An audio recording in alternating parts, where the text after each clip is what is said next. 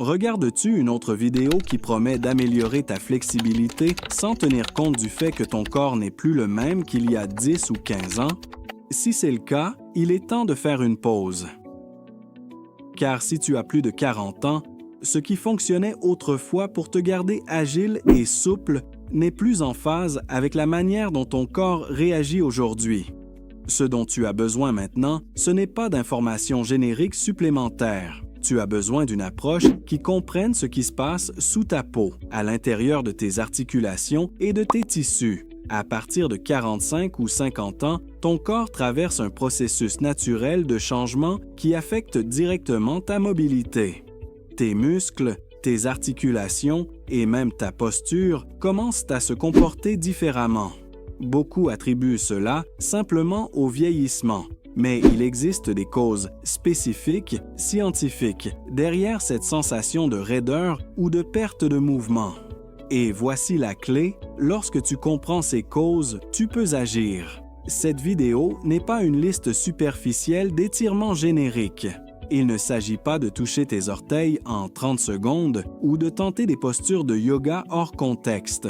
Aujourd'hui, je veux te donner des outils conçus spécialement pour toi, pour cette étape de ta vie. De vraies techniques basées sur la recherche, pensées pour travailler avec ton corps tel qu'il est aujourd'hui et non tel qu'il était il y a 10 ans.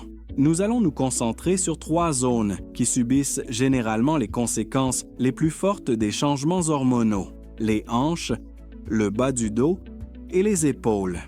Ce n'est pas un hasard. Ce sont des zones qui absorbent beaucoup de tension, qui dépendent de structures conjonctives sensibles aux œstrogènes et qui nécessitent une attention ciblée lorsque ces niveaux commencent à diminuer. As-tu déjà remarqué que te relever du sol n'est plus aussi facile qu'avant, que bouger demande plus de concentration, voire une petite stratégie?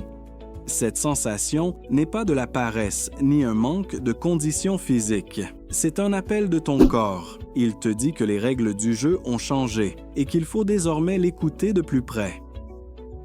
Le problème de nombreux programmes traditionnels, c'est qu'ils ne reconnaissent pas qu'après 40 ans, l'environnement hormonal ne soutient plus ta flexibilité de la même façon. Les œstrogènes, une hormone clé pour la santé de tes articulations, commencent à diminuer.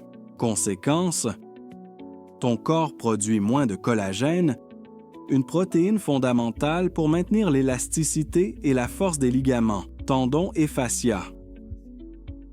Quand cette production baisse, les tissus perdent leur capacité d'étirement.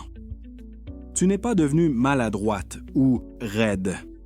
Ta biologie traverse une transformation qui demande une nouvelle stratégie.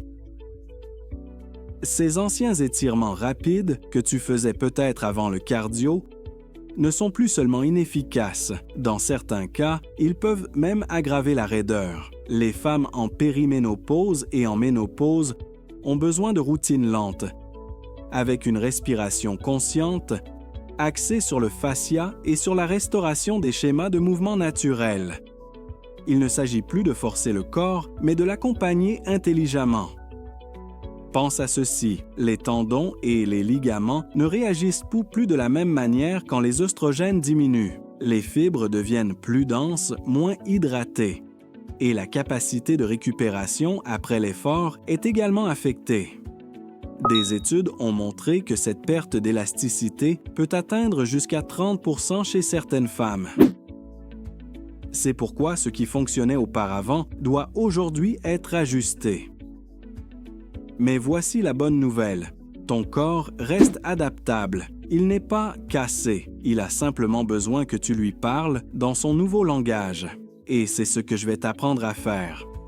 Avant de te montrer les exercices, prends un instant pour changer de perspective. Ce n'est pas un entraînement de plus, c'est un outil de transformation. Si tu essaies de tout faire rapidement, juste pour cocher la case, tu passeras à côté de l'impact réel. Le vrai changement arrive lorsque tu comprends pourquoi chaque mouvement est important, lorsque tu connectes ton esprit, ton corps et ta respiration. Alors inspire profondément.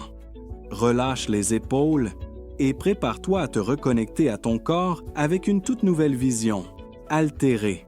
Cela crée une tension conf, Passons maintenant directement aux zones où ces changements sont les plus visibles et en même temps les plus faciles à traiter. Les fléchisseurs de la hanche. Ces muscles se raccourcissent facilement à cause du temps passé assise et avec moins de collagène, ils deviennent encore plus sujets à la raideur.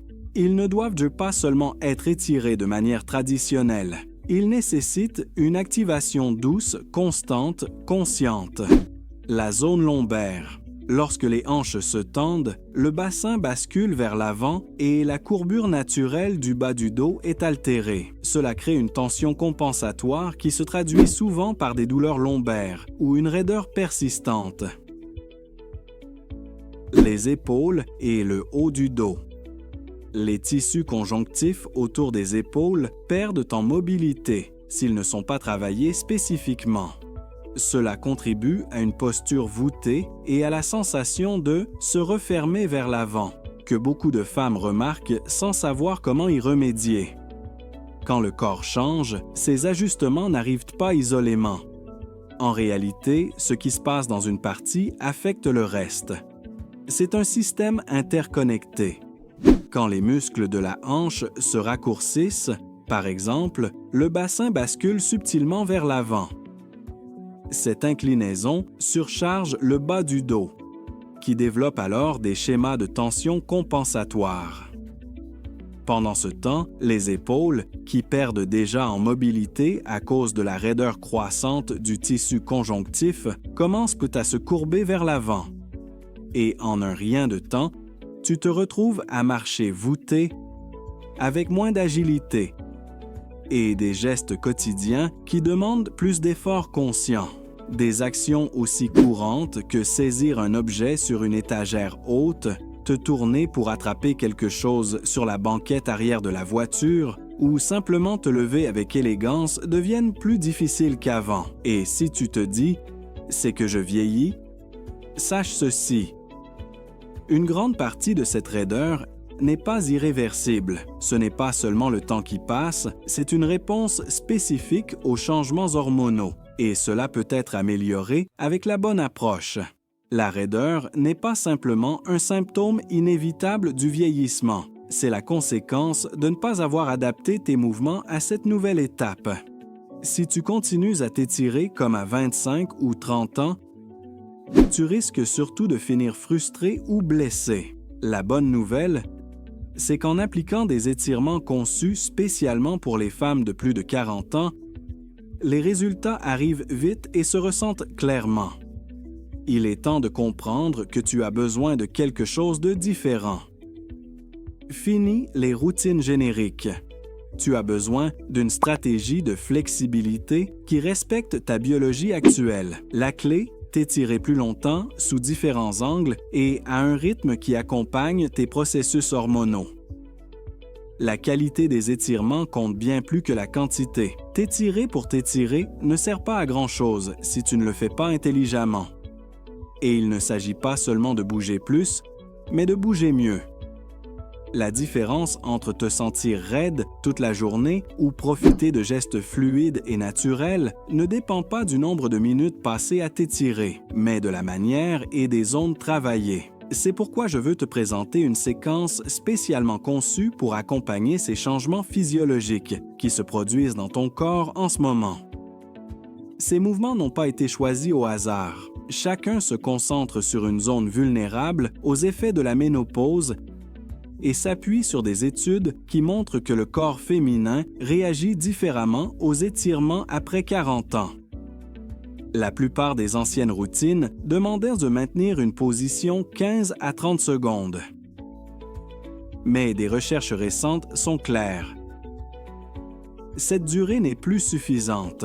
Le Journal of Physiology a publié des études montrant que les femmes en péri- et post-ménopause obtiennent des bénéfices nettement supérieurs quand les étirements sont maintenus au moins 45 secondes. Ce temps supplémentaire permet au tissu conjonctif, déjà plus dense et moins élastique à cause de la baisse des œstrogènes, de s'adapter plus efficacement, favorisant un remodelage plus profond. Et le meilleur, tu n'as pas besoin d'expérience préalable. seulement d'engagement, de patience et de la bonne guidance.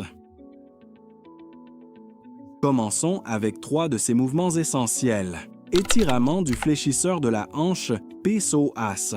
Cet exercice travaille sur le rectus femori et l'iliopsoas, 2 muscles qui ont tendance à se raidir davantage pendant la ménopause, surtout si tu passes beaucoup d'heures assise. Pour le faire correctement, mets-toi en position de fente avec un genou posé sur un coussin. Garde le dos droit, active les abdominaux et pousse doucement les hanches vers l'avant jusqu'à sentir un étirement profond à l'avant de la hanche. Maintiens la position, respire profondément. Pratiquer régulièrement, cet étirement soulage non seulement la tension dans la hanche, mais peut aussi réduire considérablement les douleurs lombaires. Rotation spinale en position assise. Ce mouvement est conçu pour restaurer la mobilité de la zone thoracique de la colonne, une partie du corps qui perd de l'agilité en raison de l'utilisation constante des écrans et des postures bordeaux fermées.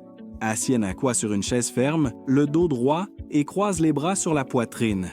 Depuis cette position, tourne le torse doucement d'un côté, puis de l'autre, en maintenant chaque rotation pendant au moins 45 secondes.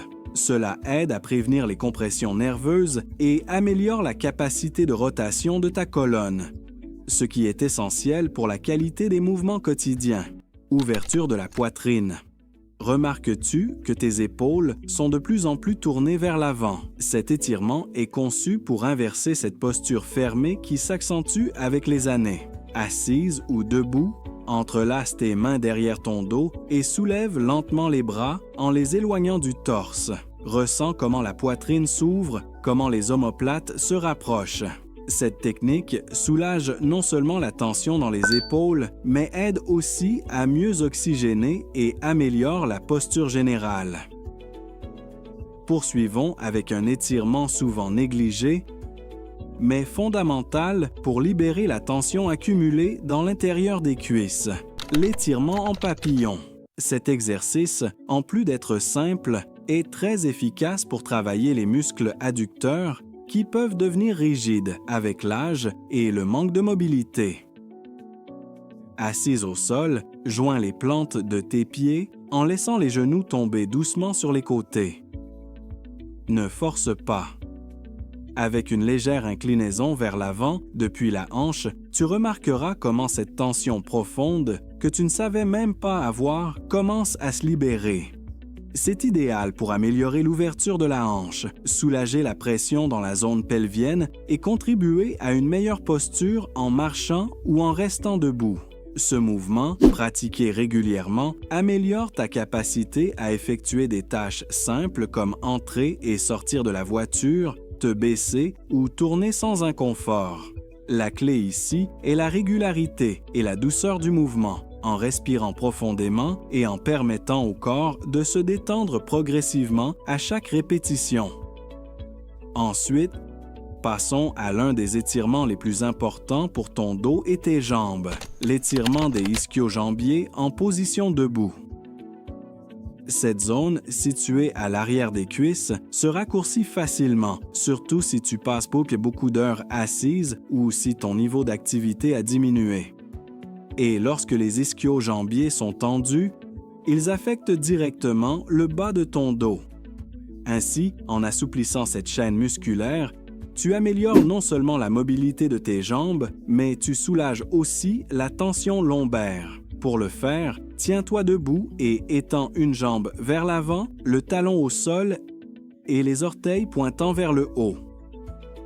Garde le dos droit, active les abdominaux et incline doucement la hanche vers l'avant jusqu'à sentir un étirement modéré à l'arrière de la cuisse. Cet exercice est particulièrement utile pour prévenir les douleurs dorsales et maintenir un alignement postural sain. Maintenant, il est important de comprendre que tous les corps ne réagissent pas de la même manière. Ces exercices doivent être adaptés à ta situation particulière. Par exemple, si tu as de l'ostéoporose, tu dois éviter tout type de flexion intense de la colonne, car tu pourrais compromettre la densité osseuse. En cas d'arthrite, la priorité est de maintenir des mouvements lents, contrôlés et dans une amplitude confortable.